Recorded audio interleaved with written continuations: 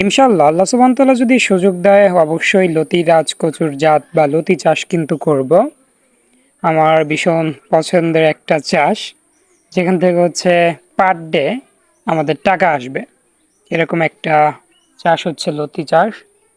So গত ৩ বছর আগে আমি ১০০ পিস লতিরাজ কচুর চারা এনে রোপণ করেছিলাম আমাদের বাড়ির পিছনে, যেখানে জায়গাটা হচ্ছে ফাঁকাই পড়েছিল, কিছু আগাছা ছিল, সেগুলো পরিষ্কার করে আমি লতিরাজ কচুর জাতটা রোপণ করেছিলাম। আর এখানে হচ্ছে মাটি কাটার সময় হয়তো ২টা চারা কোনোভাবে এসে পড়েছিল। দেখেন কি পরিমাণ হচ্ছে লতি হয়েছে, এগুলো কিন্তু নতুন চারা কচুর। আর এখানে যেহেতু কোনো প্রকার সার বা নিয়মিত পানি ইউজ করা হয় নাই, সেজন্য মূলত লতির পরিমাণ বেশি হলেও বা বড় সাইজের হলেও যথেষ্ট পরিমাণ কিন্তু মোটা হয় নাই। আর আমার হাতে ছোট্ট চারাটার ভিতরে কিন্তু লতি দেখা যাচ্ছে অনেক। জানি না আমি ক্যামেরায় খুব একটা ক্লিয়ার বোঝা যাচ্ছে কিনা। আমাদের এখানে যতগুলো চারা হয় সবগুলোতে মাশাল্লাহ একদম ছোটবেলা থেকে পর্যাপ্ত পরিমাণ লতি হয় এক একটা গাছে বা এক একটা চারায়। ইন ফিউচারে হয়তোবা আমরা লতি চাষ করব, যেহেতু আল্লাহ সুযোগ এখনো আমাকে দিচ্ছে না। কেননা যেহেতু অনেকেই জানেন আমি দীর্ঘদিন যাবৎ অনলাইন বিজনেসের সঙ্গে সম্পৃক্ত বা বিভিন্ন প্রকার হাঁস মুরগি লালন পালন করি, সব কিছু আসলে ব্যস্ততা মেনটেন করে বিজনেসটাও যেহেতু যথেষ্ট পরিমাণ রানিং এখন, তো সেজন্য সব কিছু ম্যানেজমেন্ট ঠিকঠাক মতো করে কিন্তু জমিতে বিভিন্ন প্রকার শাকসবজি চাষ করা কিন্তু একা কোনোভাবেই সম্ভব না। ইন ফিউচারে হয়তো বা বাবা বাসায় চলে আসলে রিজেন নিয়ে, সো তখন হচ্ছে আমি লতিরাজ কচু চাষ করব, লাউ চাষ করব, বিভিন্ন প্রকার হচ্ছে শাকসবজি চাষ করব ইনশাল্লাহ। আর এগুলো কিন্তু আমাদের পুকুর পাড়ে বিভিন্ন জায়গায় ছড়িয়ে ছিটিয়ে পড়েছে, যেহেতু ফার্স্ট বছর আমি একটু যত্ন নিয়েছিলাম, তারপর আসলে ওইভাবে আর যত্ন নেওয়া হয় নাই।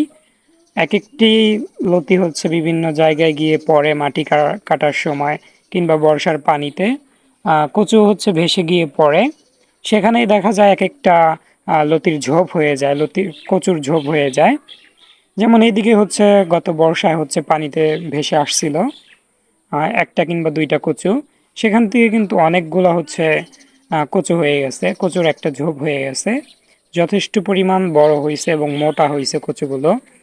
আমি কিছু চারা হচ্ছে আজকে তুলছি, মানে এগুলো হচ্ছে রোপণ করব। প্রত্যেকটা চারাই কিন্তু মাশাল্লাহ অনেক অনেক লতি আসছে।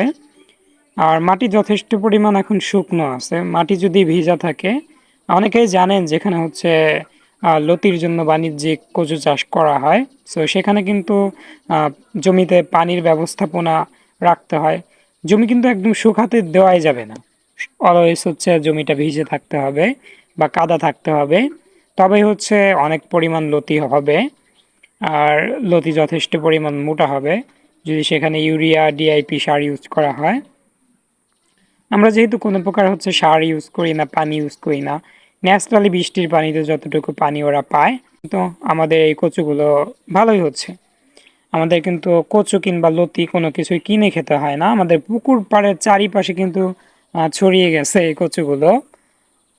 প্রত্যেকটাতেই যথেষ্ট পরিমাণ লতি হয়, সেগুলো হচ্ছে আম্মু মাঝে মাঝে নিয়ে যায়, মানে বাসায় খাওয়ার জন্য। আমাদের বাসায় যেহেতু আমরা কিন্তু শাকসবজির পরিমাণ খুবই কম খাই, শাকসবজি খুবই কম খাওয়া হয়, সেজন্য মূলত খুব একটা প্রয়োজন হয় না। দেখেন এই যে পাশে হচ্ছে একটা কচু যথেষ্ট পরিমাণ মোটা হয়েছে, লতিও কিন্তু মোটা মোটা হয়েছে। প্রথম বছর যখন আমি হচ্ছে কচু চাষ করি, আমাদের প্রায় কচুগুলো হচ্ছে এরকম হয়েছিল, মানে এক একটা কচু আমি বিক্রি করেছিলাম 40 থেকে 50 টাকা পার পিস। আর লতি হয়েছিল প্রায় 15 থেকে 20টা লতিতে হচ্ছে 1 কেজির মতো হইতো, মানে যথেষ্ট পরিমাণ মোটা মোটা হয়েছিল। সে বছর হচ্ছে যত্ন নেওয়া হতো, মোটরে পানি দেওয়া হতো নিয়মিত। এর পাশাপাশি আমি 15-20 দিন পর পর হচ্ছে সার ইউজ করতাম। এখন যেহেতু বিক্রি করার উদ্দেশ্যে আর লতি চাষ করা হয় না, তো সেজন্য মূলত এগুলোতে আর কোনো প্রকার হচ্ছে সার ইউজ করা হয় না।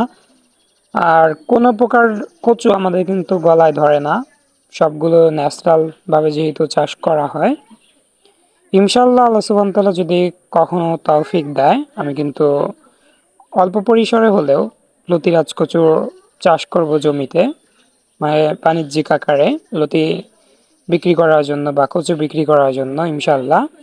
আমাদের পুকুর পাড়ের চারিপাশে কিন্তু যথেষ্ট পরিমাণ কচু আছে, আর সবগুলোতে হচ্ছে যথেষ্ট পরিমাণ লতি হচ্ছে। আর এগুলো থেকে হচ্ছে আমাদের ইন ফিউচারের বাণিজ্যিক আকারে যখন আমরা চাষ করব, চারা হবে, আমাদের বাহির থেকে চারা কালেক্ট করতে হবে না ইনশাল্লাহ। এদিকে কিন্তু বিস্তীর্ণ এলাকা জুড়ে হচ্ছে আমাদের যথেষ্ট পরিমাণ লতিরাজ কচুর চারা কিংবা কচু গাছ হচ্ছে আছে, যেটা হচ্ছে ন্যাচারালি হয়েছে। প্রথম বছর যেহেতু চাষ করেছিলাম, দেখা গেছে সেখান থেকে আকারে ছোট কিংবা ছোট ছোট চারা যেগুলো ছিল সেগুলো তো আর নেওয়া হয় নাই, মানে বিক্রি করার উদ্দেশ্যেও নেওয়া হয় নাই।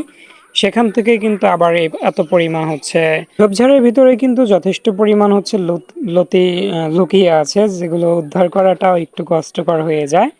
দেখেন এই গাছটাও হচ্ছে একটু মোটামুটি বড় হয়েছে চারা থেকে। এই গাছেও কিন্তু দেখা যাচ্ছে অলরেডি 2-3টা লতি চলে আসছে। প্রত্যেকটা গাছেই কিন্তু 4 থেকে 5টা কিংবা 3টা সর্বনিম্ন হচ্ছে লতি থাকে। এগুলো থেকে আমাদের লতির চাহিদাটা পূরণ হয়ে যায়। মানে ফাঁকা জায়গাতে এমনিতে হচ্ছে ন্যাচারালি হচ্ছে। আর আমরা হচ্ছে চারা আরো কিছু হচ্ছে রোপণ করব, তুলে রেখেছি।